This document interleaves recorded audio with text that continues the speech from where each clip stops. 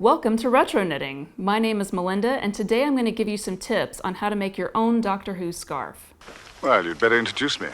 As what? Oh, I don't know. As a wise and wonderful person who wants to help, don't exaggerate. Even though Doctor Who has been on the air for almost 60 years and numerous actors have played the Doctor, for many people the words Doctor Who conjure up an image of this scarf from the mid-1970s. You may be a doctor, but I'm the doctor. The definite article, you might say. Contrary to popular knowledge, the Doctor Who scarf did not stay the same all the way through Tom Baker's iconic run on the show. It was modified numerous times due to wear and tear and damage, and at one point even had a stunt scarf stitched onto it to make an extra long version. If you don't stop burning my scarf, you're going to have to kill me. All of these changes are documented on a website called DoctorWhoScarf.com. And this website is a really great resource if you're knitting your own scarf because it has all the details you're going to need to make a really screen accurate version. I wonder. What? Shh. I'm wondering. Not all Doctor Who scarves are created equal. Some are crocheted like this version here, and some are knitted like this one that I'm working on here, which is how the original scarf was made. Well, I suppose the best way to find out where you've come from is to find out where you're going and then work backwards. One of the biggest decisions you're going to have to make is finding and sourcing your yarn, which includes the weight of the yarn as well as the color of the yarn. Now, finding colors that are going to be really screen accurate can be a real challenge because this scarf was made in the mid-1970s, and the colors that were really popular at that time are definitely not on trend today. And so finding yarn in those colors is a real challenge, or it can be. So if you're going down to your local big box store or even your local yarn store, you're probably not going to find something that's exactly a match with what the website is going to recommend, which I do recommend referring back to them because they give a lot of great tips on finding the correct colors. But you can get something that's close enough. Like in this crocheted variant here, you can see some colors that are used that are pretty close. And when you put them all together, they look great. Looks like a great Doctor Who scarf, even though it's crocheted and even though the colors aren't exactly accurate, you're definitely getting a Doctor Who vibe, which is fun. But if you really want it to be, if you're persnickety and you want it to be screen accurate, you're gonna have to do a little bit of digging and look a little bit longer. What I ended up doing was I used a lot of yarns that were referenced on this website, and I ended up having to order yarn from the UK, which was interesting that they still make these sort of more 70s colors and things like that in some of their yarns, including this yarn here, which came from the Shetland Islands. I ended up with something that I think is a lot more screen accurate, and when you put all of these colors together, you get something that looks very 70s because it's got that drab, brown kind of look. Hello there. And one way that you can see the difference is, I'll show you the green. So this is my green, it's a lot more of an olive green, whereas in this one you can see the crocheted version is a lot more of a bright green that would be something you could probably find in a store today. But again, they both look good, but I think this is going to be a lot more accurate to the original. Exactly, Brigadier. The original version of this scarf was about 11 to 12 inches wide and about 12 feet long. Through wash and wear, it stretched out to about 14 feet, but that's pretty normal. Knitting does tend to stretch over time, so as long as your scarf ends up being somewhere in that ballpark, you're going to be fine. There are no measurements in infinity. You humans have got such limited little minds. I didn't know I liked you so much. Because you have such good taste. That's true. But one of the things that I learned the hard way, the really hard way, was that you need to be a pretty consistent knitter to make something that's this long. When I first started this scarf, I was a very new knitter, or I was still really learning my tension. That means how tightly you're holding your yarn as you're knitting. And so what ended up happening was the width of each row ended up changing a lot over the course of the scarf. Now, some of that is okay because you can fix that with what's called blocking at the end of a project, which is where you wet your scarf down or your project down and let it dry, exactly pin down in exactly the shape that you want it to be. And that can really even things out and make it look a lot better. But when you're starting off with a scarf that's 11 inches wide and you end up with, at the end, it's 14 inches wide, that's a huge difference, and there's really no way to fix that in post, so to speak. You're standing on my scarf. It's going to be really good for you to make sure that you are pretty consistent with your knitting. Whether you're a loose knitter or a tight knitter, that's fine. It just needs to be the same. And I would recommend using a measuring tape and checking pretty regularly to make sure you're not getting bigger and smaller as you go. Because this is the second time I'm making the scarf. I literally had to take the entire scarf apart. Michael and I did what is called frogging, which is you rip it out, rip it. That's why it's called frogging. We ripped all of it out and we rewound each section into its own little ball, put it in a numbered bag, which is why my sheet here is numbered, so that I can reconstruct this forensically, and I'm redoing it. And it's a lot more even now because I'm a much more proficient knitter at this point. His scarf kills Stimson. Arrest the scarf then. Just to be clear, I'm not teaching you how to knit today. I'm just giving you tips to how to make this scarf the best you can. So to start off, I just want to give you an idea of what this is going to look like. First things first, Exactly. but not necessarily in that order. I'm in the process of changing colors. I've gone from the purple color to this sort of brown color. And as you can see, I don't know if you can see that, I got a little bit of that yarn pulled up. This is 100% wool, and it tends to be a little, for lack of a better word, sticky. Sweaty gelignite is highly unstable. One good sneeze could set it off. It's kind of trickier to knit with than some of your more man-made materials or blends, but the result is more accurate. You may wonder why I have these little circles on my line here, and it's because in knitting you want to make sure you never drop a stitch, and this is just my way of easily counting how many stitches I've got. This scarf is, according to the website anyway, it should be about 66 stitches across. I have measured these out in increments of 10, and then I have 6 on the far end. This is a section of 10 right here between these two orange circles, and that way I can always count to make sure that I've got 10. 1, 2, 3, 4, 5, 6, 7, 8, 9, 10. So I haven't dropped a stitch in this section. Can't count. So unlike crochet, which is a series of individual knots, knitting is sort of more like a ladder or a skyscraper. If you think about it that way, each one of these rows is a chain, and as you knit into it in the row above it, you're linking into that chain. So right here I'm linking into this chain, and now these are all considered open stitches. So you have a whole bunch of open stitches, and if you drop any one of them, then it can do essentially what pantyhose do, and you get a run. So you'll get a run going all the way down your piece. Now you can fish that out with a crochet hook and pull it back up and fix it. But especially if you're a newer knitter, that's very intimidating and scary to do.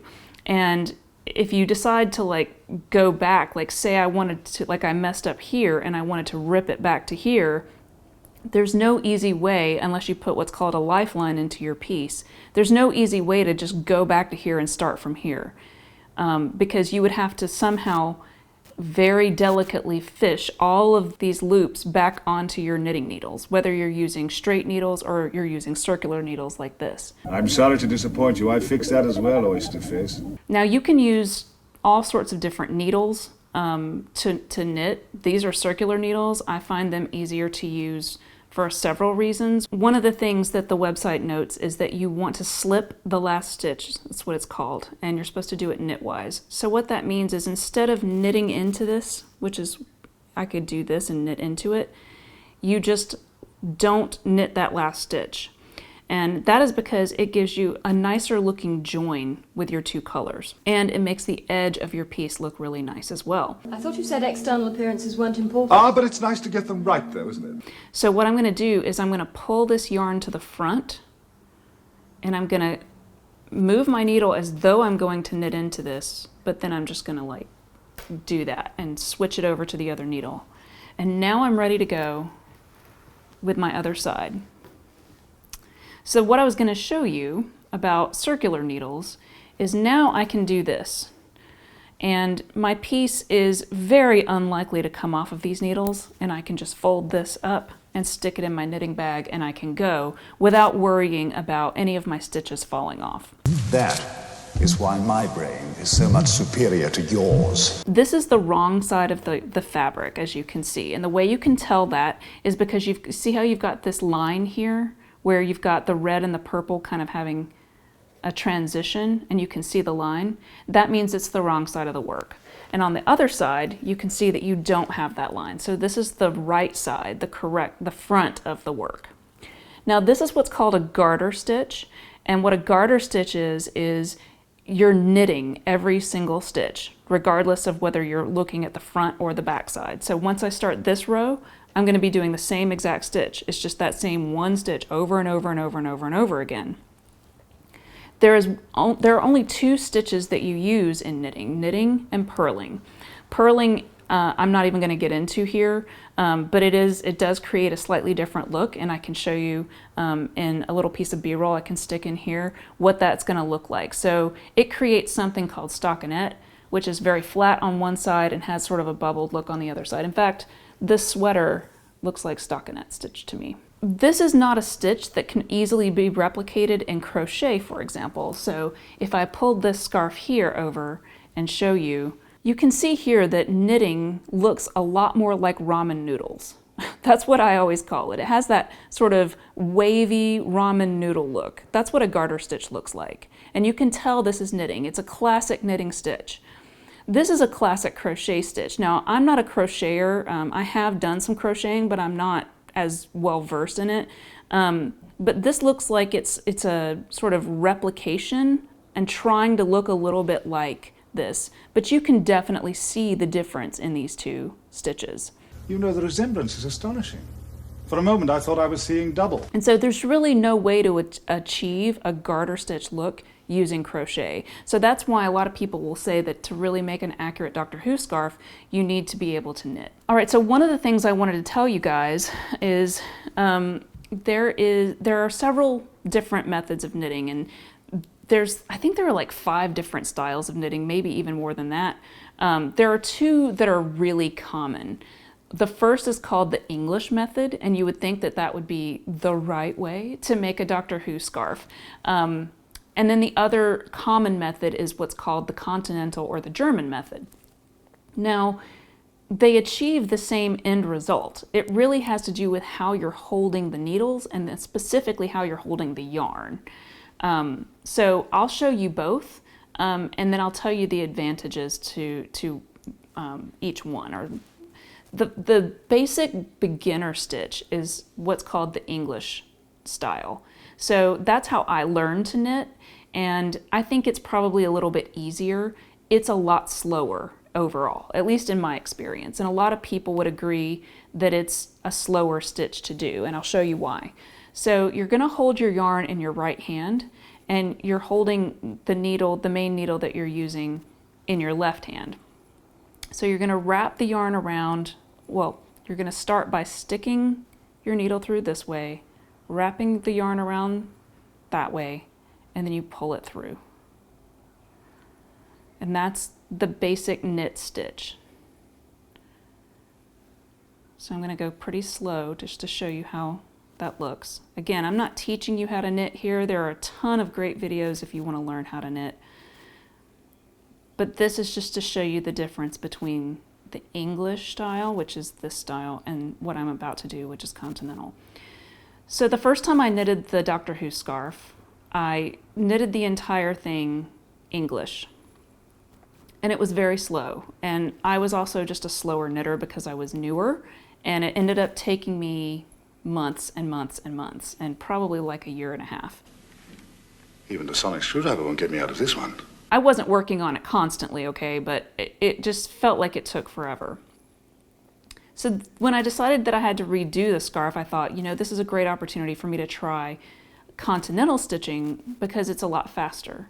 So one of the things you'll notice is I'm sticking this in, I have to drop this needle, wrap my whole hand around, which means I'm moving my entire arm to do that, and then picking the needle back up and pulling it through. So with the Continental method, you hold the yarn in your left hand with the needle. And the only thing you're doing with this hand is you're taking the needle, sticking it through the same way, and you just scoop it up. Scoop up the yarn and pull it through. So you stick it in, scoop it up, and pull it through. So I think of scooping up an ice cream. Well, to be fair, I did have a couple of gadgets which he probably didn't, like a teaspoon on an open mind. One of the things you've got to do is get all of your knits here close to the end of your needle so you're not pulling on it too much. But you can definitely go a lot faster because you're not moving your entire arm.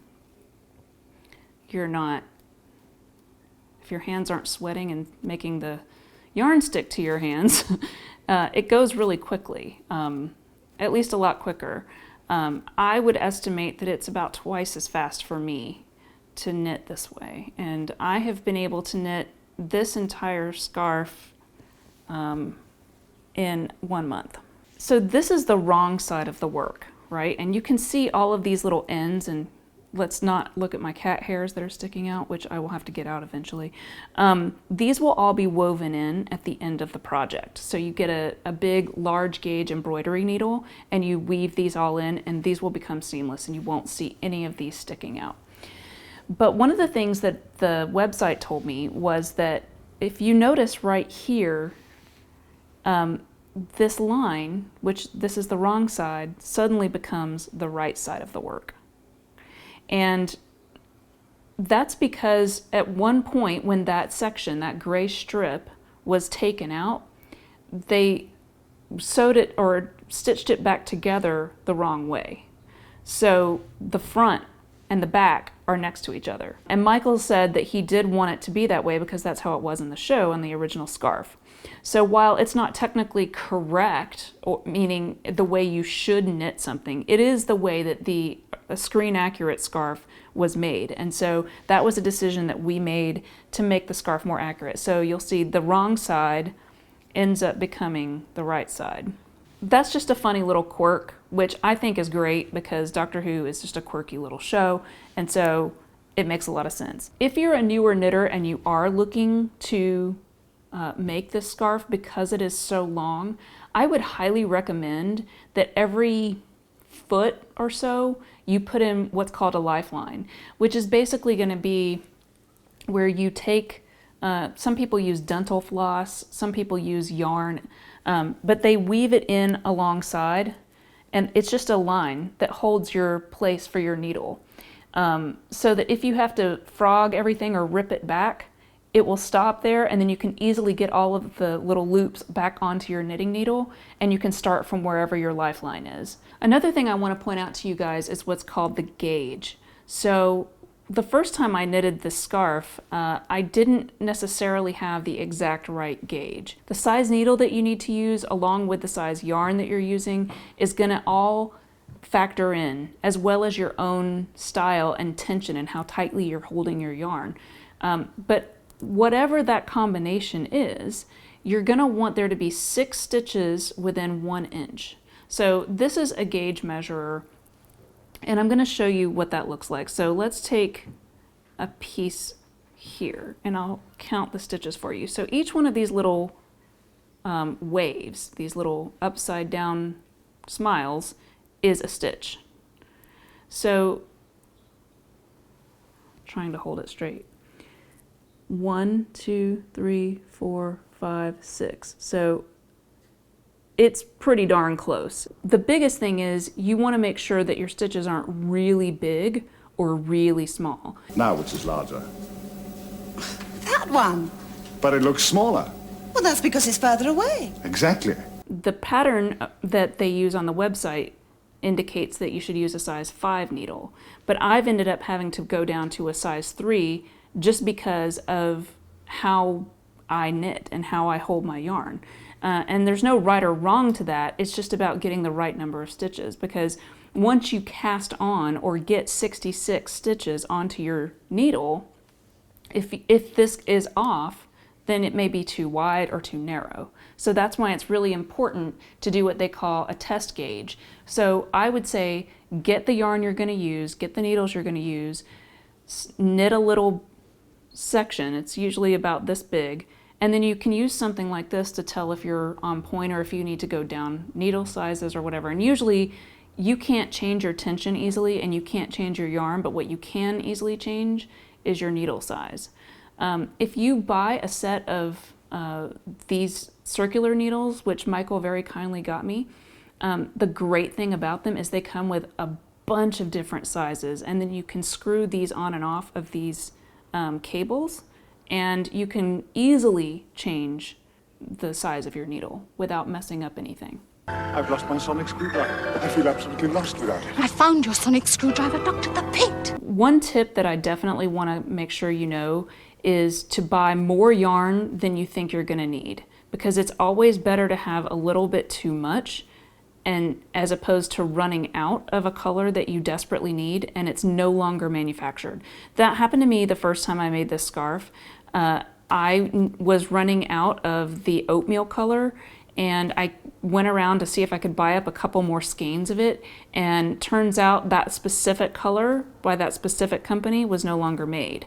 So what that meant was I was at the very end of my scarf, and I was looking at, okay, well now I'm going to have to find a color that's going to be completely different, and it's going to be really obvious. So I would, again, definitely suggest, especially if you're not super familiar with knitting, if you're sort of a newer knitter that's trying this as one of your first projects, get more than you calculate you're going to need if you can afford it, because while some of these yarns are really expensive, it's even more expensive and difficult, sometimes impossible, to find these things on the secondhand market for somebody else who has, you know, that there are websites for people who have hoarded up different yarns and they'll sell them off to you, but you may be paying a premium and you may not be able to find them at all. The other thing that I want to point out is at the end of knitting your scarf, you're going to want to put tassels on. Now these tassels are fine, but they're not screen accurate. So there should be 12 individual tassels at the end, at each end of the scarf, and each tassel should contain all of the colors. So you would get the length, the correct length of one strand of each color, and then make one big tassel, and you would have 12 of those groups hanging at the end of each side of your scarf. So that's something to look for in terms of accuracy on your scarves. What do you make of it? Don't know, but I do hope we know what we're doing. So do I. Regardless of how you decide to make your scarf, it can be a real investment of both time and money. But if you do it the right way, it's something you're going to be really proud of, especially if you're a big Doctor Who fan. So thanks so much for watching, and we'll see you on the next video.